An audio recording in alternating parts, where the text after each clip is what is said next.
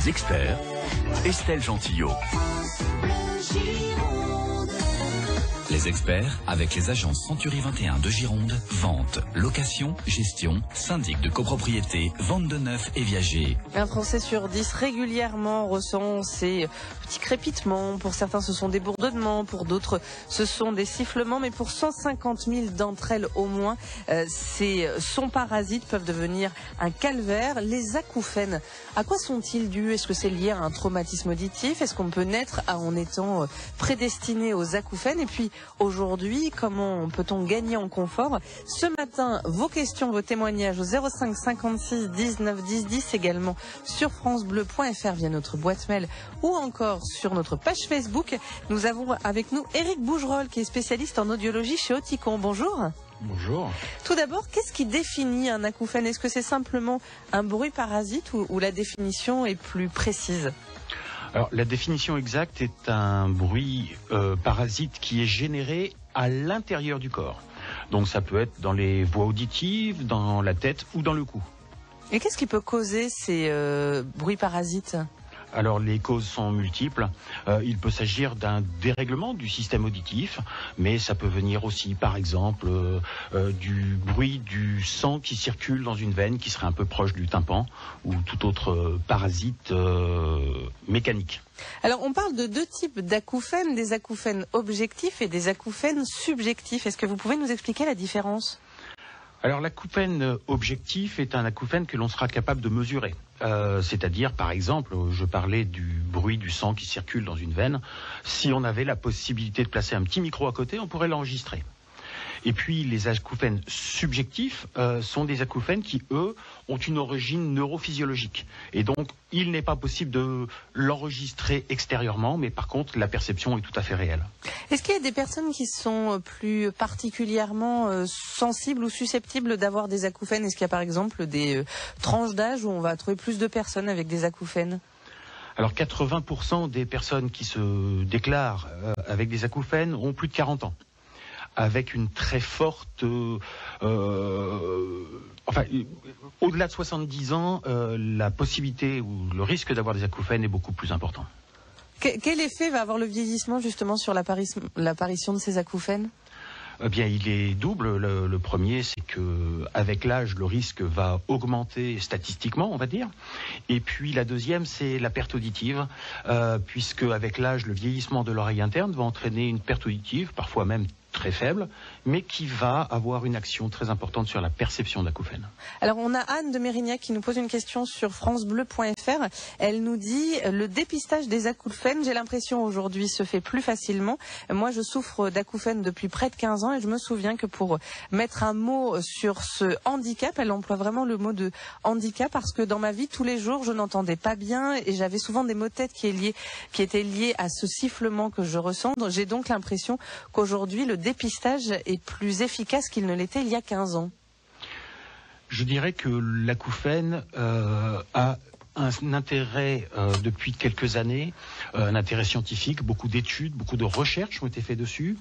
Il s'agit également d'un phénomène qui est lié à la communication, qui est lié à l'audition. Et on le sait, on est dans un monde de plus en plus autour de la communication, donc les gens s'y intéressent de plus en plus. Est-ce que les acouphènes sont réversibles? Ou alors à partir du moment où on commence à ressentir les premiers acouphènes, le processus est définitif et évolutif? Alors vous parliez tout à l'heure d'acouphènes objectifs et d'acouphènes subjectifs. Les acouphènes objectifs, donc ceux qui sont générés mécaniquement, on va dire, ceux-là, il y a une très forte probabilité de guérison. En ce qui concerne les acouphènes qui sont, eux, générés par le système neurophysiologique, la capacité de guérison est relativement faible. Par contre, il existe des prises en charge de plus en plus efficaces qui permettent de vivre normalement avec ces acouphènes. La prise en charge, est-ce que ça peut être aussi une prise en charge psychologique? Parce que les personnes qui souffrent d'acouphènes, effectivement, ont ce problème social dans ce monde de communication et ça peut engendrer une vraie souffrance. J'aurais tendance à dire que c'est même presque obligatoire d'avoir une prise en charge pluridisciplinaire. La fatigue, l'état nerveux, peut avoir une influence très importante, non pas sur l'intensité de l'acouphène, mais sur la perception que l'on va en avoir. Si vous êtes fatigué, si vous êtes nerveux, le bruit, par exemple, aura un effet sur vous beaucoup plus important. Pour l'acouphène, c'est la même chose. Est-ce qu'il y a des pathologies ou des souffrances, entre guillemets, qui sont liées et fréquentes avec les acouphènes? Cette souffrance psychologique, est-ce que par exemple les personnes souffrent de problèmes du sommeil? Alors, les trois principales perturbations qui sont décrites, c'est bien sûr le sommeil, dans à peu près 20% des cas. Les problèmes d'audition, puisque l'acouphène va empêcher une bonne perception auditive. Et puis, des problèmes de concentration, en particulier au travail, où on a du mal à se concentrer sur son travail parce qu'on est omnubilé par ce bruit. Éric Bougerol, vous restez avec nous au 05 56 19 10 10 comme l'a fait Anne tout à l'heure sur francebleu.fr ou alors sur Facebook. Vous n'hésitez pas à poser vos questions sur les acouphènes et puis aussi si vous êtes appareillé pour éviter ces acouphènes ou en tout cas les amoindrir, n'hésitez pas à venir témoigner. On en parle jusqu'à 9h40 dans les experts. Toutes vos questions à nos experts, France Bleu Gironde, jusqu'à 9h45. 05 56 19 10 10. Notre invité jusqu'à 9h40 dans les experts, c'est Éric Bougerol qui est spécialiste en audiologie chez Oticon. Et ce matin dans les experts, nous évoquons les acouphènes, ces bruits parasites qui sont ressentis s'ils ne sont entendus et qui peuvent gâcher la vie. On évoquera les progrès technologiques et également les appareillages qui permettent aujourd'hui de gagner véritablement en confort. Mais je voudrais évoquer avec vous, Éric Bougerol, ce témoignage de Patrick qui nous écrit du Verdon, qui nous dit « Je savais que j'allais devenir sourd puisque mon père et mon grand-père souffraient eux-mêmes de surdité. Aujourd'hui, effectivement, je sens que mon acuité auditive est en train de baisser, mais plus elle baisse et plus je ressens et j'entends les acouphènes. C'est très paradoxal, mais surtout, c'est très gênant. Est-ce que c'est fréquent, ce phénomène, Éric Bougerol, d'avoir à la fois une baisse de l'acuité auditive et une augmentation de la sensation d'entendre ces acouphènes? Alors, l'origine de l'acouphène n'est pas liée avec l'origine de la perte auditive. Par contre, le fait d'entendre moins bien va avoir une influence très importante sur la perception de l'acouphène. Si je devais vous donner un exemple, si chez vous, vous avez un petit bruit, un bruit de ventilateur ou quelque chose comme ça, si vous ouvrez la fenêtre, la perception de ce qui se passe à l'extérieur va venir cacher ce bruit. Eh bien, une perte auditive va entraîner une baisse de la perception de l'environnement sonore et il y aura moins de ces petits bruits qui viendront cacher l'acouphène. Et donc on l'entendra plus souvent et on l'entendra plus fort. Et en même temps, s'il y a ce ventilateur et qu'on se focalise sur le ventilateur, on va avoir l'impression que le bruit s'amplifie, même si rationnellement, il n'y a pas d'augmentation du volume. Et les personnes qui souffrent d'acouphènes témoignent souvent de cela, c'est l'impression que le bruit s'intensifie. C'est la perception là aussi qui est en jeu ? Oui, tout à fait. Il y a un aspect psychologique qui est très très important. On parle de cycle de détresse émotionnelle, c'est-à-dire qu'on perçoit l'acouphène. Comme on perçoit l'acouphène, eh bien, on va être beaucoup plus stressé, on va être plus fatigué, on va se concentrer dessus, on va l'entendre plus fort et à nouveau plus de stress, plus de fatigue, etc. Alors c'est vrai qu'on a évoqué, Éric Bougerol, les personnes qui avançaient en âge, qui peuvent souffrir d'acouphènes, mais le sujet de l'émission a aussi suscité l'intérêt de mamans, et notamment de mamans d'adolescents. C'est le cas d'Alva d'Artigues qui nous dit « J'ai un grand garçon qui a 19 ans, évidemment, comme tous les enfants de son âge, il écoute beaucoup de la musique avec un casque. On dit souvent que les jeunes gens sont susceptibles de perdre en acuité auditive à cause de l'écoute prolongée avec casque de la musique, mais est-ce que cela peut entraîner également des acouphènes et comment expliquer à ces jeunes le danger qu'ils font courir à leurs oreilles?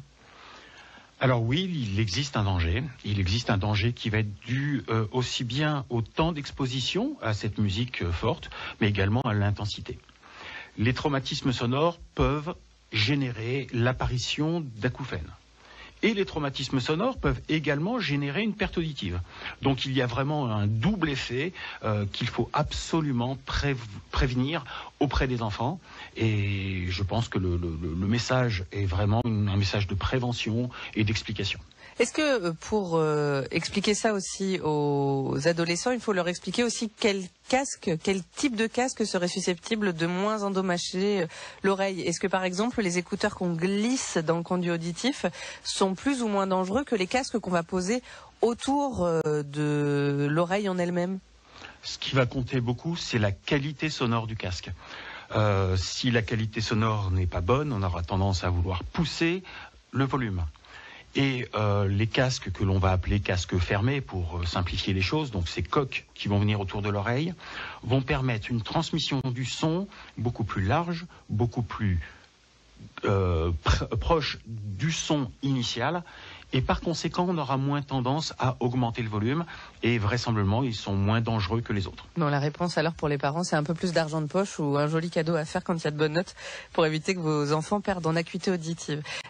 Sans plaisanter là pour le coup, nous avons une autre maman, c'est Célia qui nous écrit de Bordeaux, qui nous dit « J'ai un bébé de 2 ans qui a beaucoup d'otites. Est-ce que le fait d'avoir des otites quand on est bébé peut favoriser l'apparition d'acouphènes ?»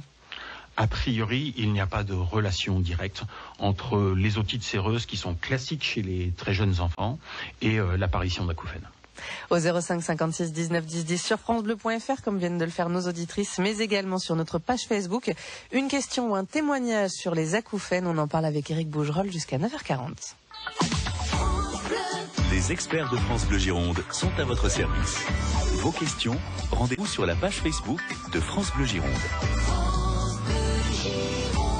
Les acouphènes. Nous en parlons dans les experts jusqu'à 9h40 avec Éric Bougerolles, qui est spécialiste en audiologie chez Oticon. Et au 05 56 19 10 10, nous avons avec nous France-Marie. Bonjour France-Marie.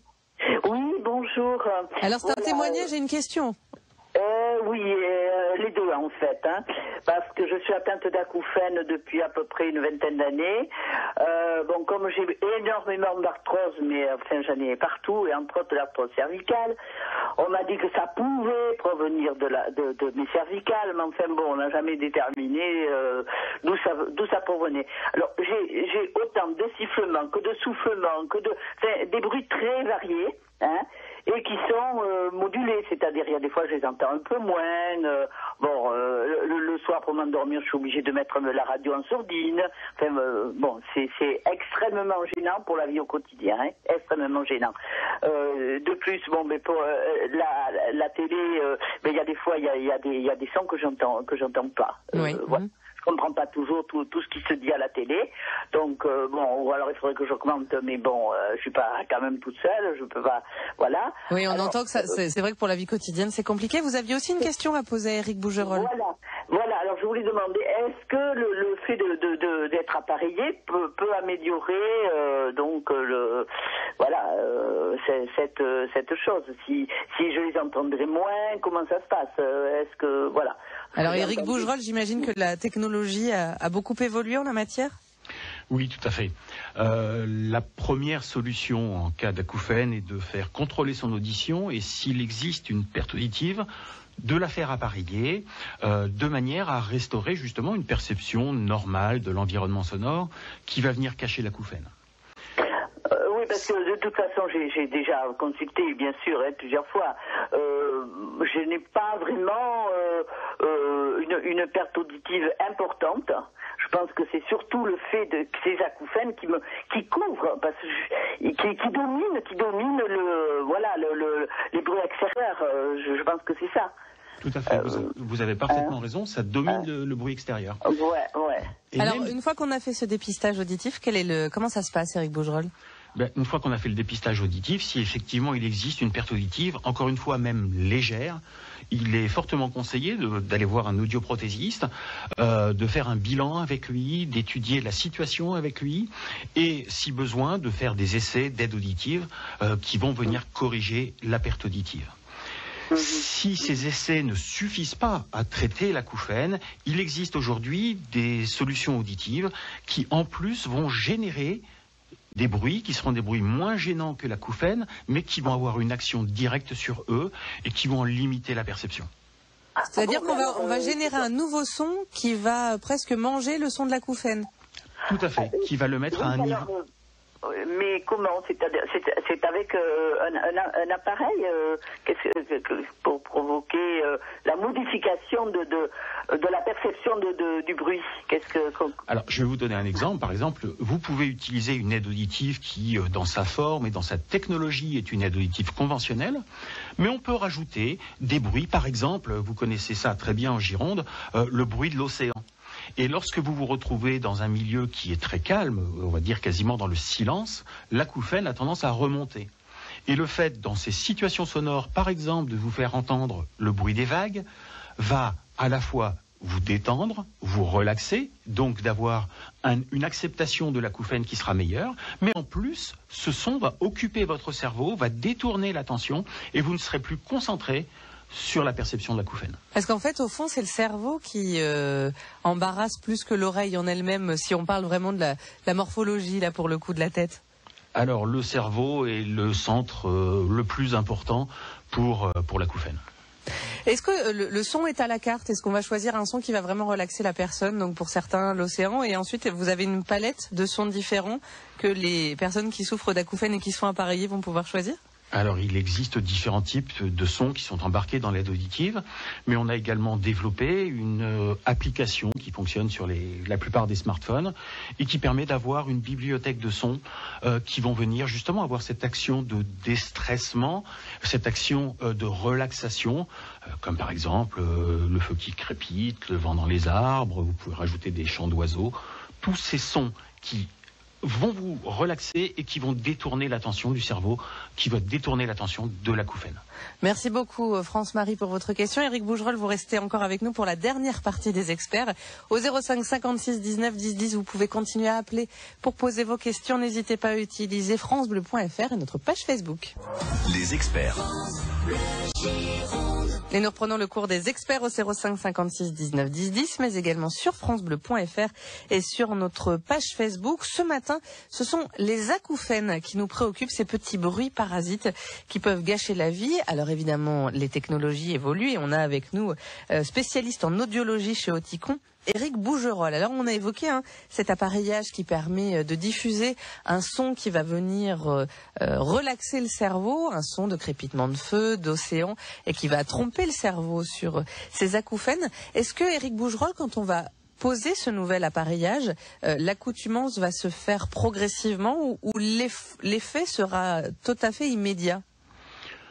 Alors il faudra avoir une accoutumance progressive, même si on pourra commencer dès les premiers jours à ressentir un effet. Il s'agit ici d'un traitement à long terme qui va permettre une acceptation plus importante de l'acouphène par le cerveau.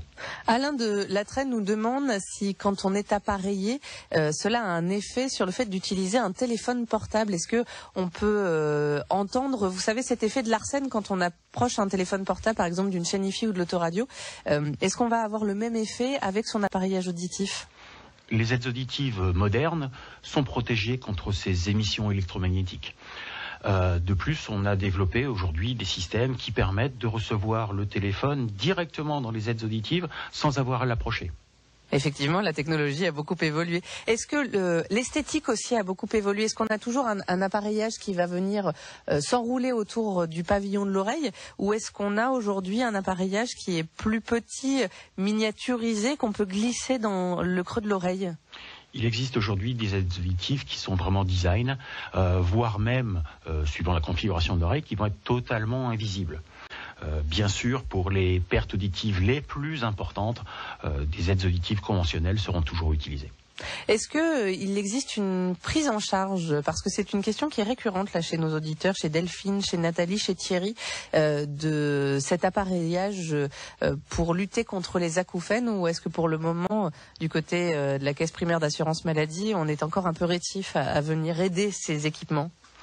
S'il existe une perte auditive, on va utiliser une aide auditive accompagnée de ce traitement anti-acouphène. Et là, il y aura prise en charge au titre de la perte auditive.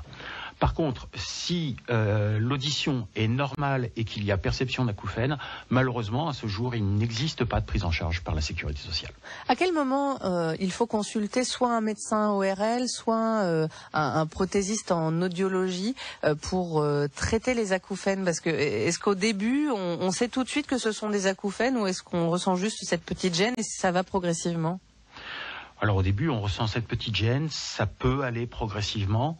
De toute façon, dès les premiers symptômes, dès les premières gênes, il est important d'aller consulter un médecin ORL qui pourra soit faire une prise en charge immédiate, soit donner des conseils de prévention pour pouvoir mieux gérer l'apparition de ces acouphènes. Comment ça se passe, une consultation, si c'est le terme, chez un prothésiste en audiologie?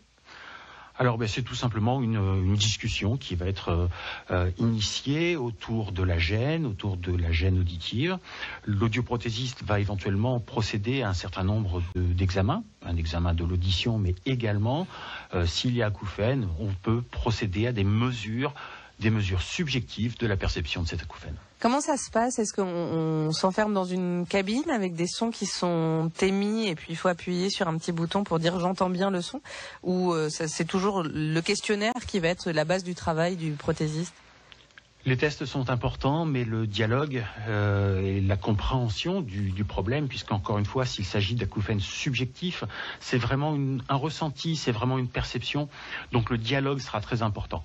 Et 90% du temps sera consacré au dialogue, à l'échange et à l'étude de la personne. Alors on a Benoît qui nous écrit de Talence et qui nous pose cette question qui n'est pas sans humour, qui nous dit quand j'étais enfant, j'étais totalement traumatisé par l'idée qu'il fallait faire l'empreinte des dents chez le dentiste avec cette patte. Aujourd'hui, effectivement, je commence à souffrir de perte d'acuité auditive. Est-ce que lorsque je vais chez le prothésiste, on risque de m'enfoncer de la patte dans les oreilles? Alors c'est pas impossible, c'est même très fortement. Ça sera sûrement fait. Par contre, je vous rassure, mettre de la pâte dans l'oreille, ça n'a pas le même goût que quand on le met dans la bouche. Oui, je crois qu'il y avait une question de goût. Ça va être très très fort le goût du clou de girofle. En tout cas, merci de nous avoir fait sourire, Benoît, avec cette question. Donc, je rappelle, Éric Bougerolles, que vous êtes spécialiste en audiologie chez Oticon. Merci beaucoup de nous avoir éclairé sur les acouphènes et puis certainement d'avoir rassuré nos auditeurs sur la façon dont on pouvait le traiter. C'est surtout ça qu'il faut retenir, que la technologie évolue et qu'aujourd'hui, on peut apaiser ces acouphènes. Merci, Éric Bougerolles. Bonne journée et à très bientôt. Au revoir. Au revoir.